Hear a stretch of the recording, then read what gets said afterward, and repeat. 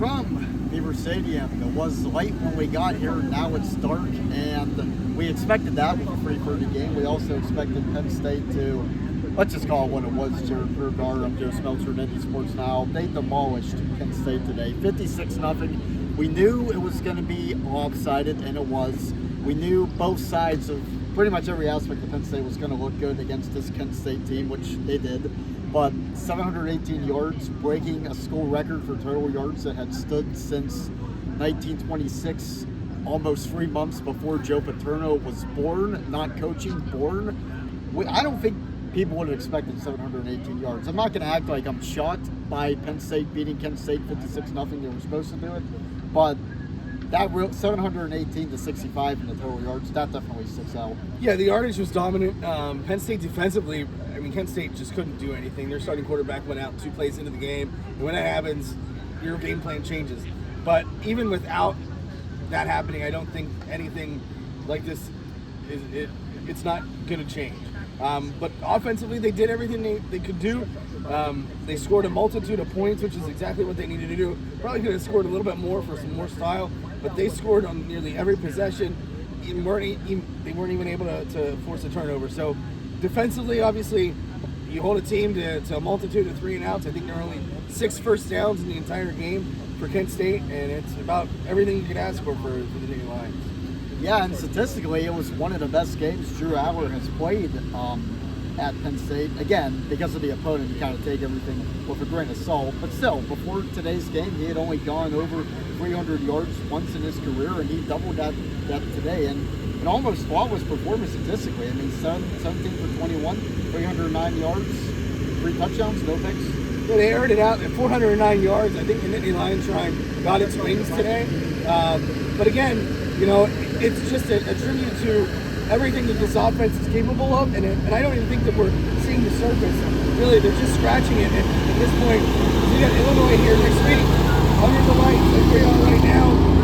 That turf monster is probably going to be a little bit later next week. But again, they're dominating on both sides of the football. The run game, the pass game were equally balanced today. We know that this is Kent State, and we know that there's not a lot that you can take from a game like this, but there's now valuable tape on young guys. There's balance. You can see what you're able to do against certain things, and you're going to keep opponents really thinking. They ran a muddle huddle there in the first half that forced Kent State to call a timeout, I believe, in the first quarter. You're getting Tyler Warren in the backfield. He had a passing touchdown, receiving touchdown, and ran the football today. So you're seeing a lot of different versatility from a lot of different guys, and that's going to be hell on opposing coaches. Absolutely. Well, we talked about plenty of positives, but as with any game, there were some negatives. First, injuries.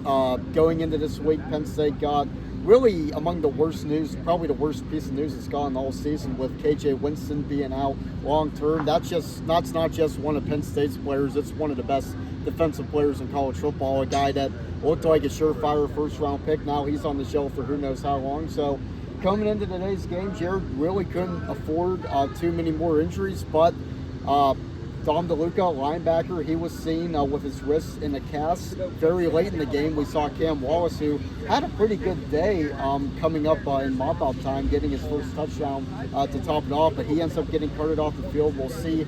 Maybe we'll find out a little more on Monday what the status of those two is going forward. But staying healthy, Penn State has done a very good job of that, I think, the past 2 seasons. But it's not a criticism on Penn State. Things just happen. But the injury bug, it's already starting to bite Penn State just 3 games into this season. Yeah, it's really starting to test their depth. Obviously, in a game like today, it really doesn't matter because it's the next guy up. Now, as they get deeper into conference play and the injuries do continue to pile up and the attrition the season brings, it's going to be tough. But again, you hope that these guys can get healthy. You hope that they're going to be okay. And for Penn State, I think it's a good opportunity now to see who can play. The depth of the secondary was certainly tested, and they passed with flying colors. They weren't really challenged either. But they're 3-0, and now it's on to Illinois, and I think that's exactly what you want from Penn State.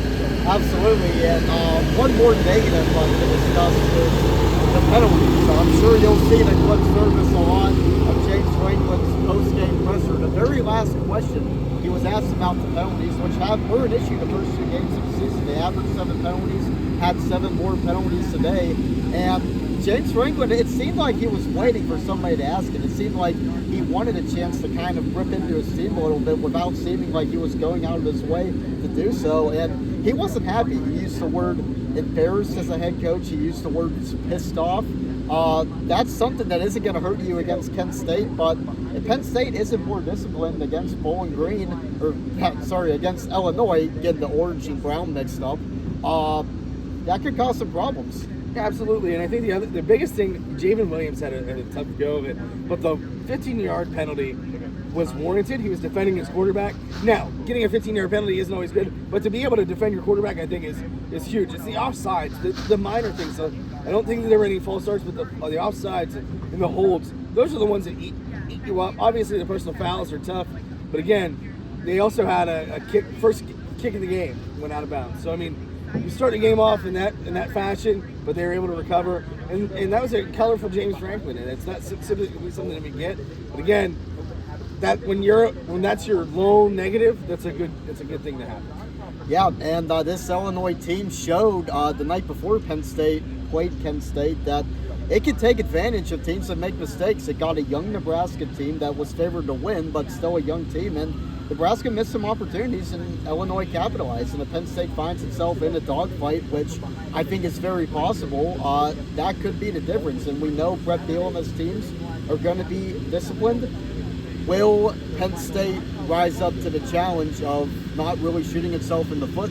We'll find out, but at the end of the day, Penn State takes care of business, 56-0 over Kent State, historic day offensively. And we'll have plenty more on Nittany Sports Now. For Jarrod Prugar, I'm Joe Smeltzer.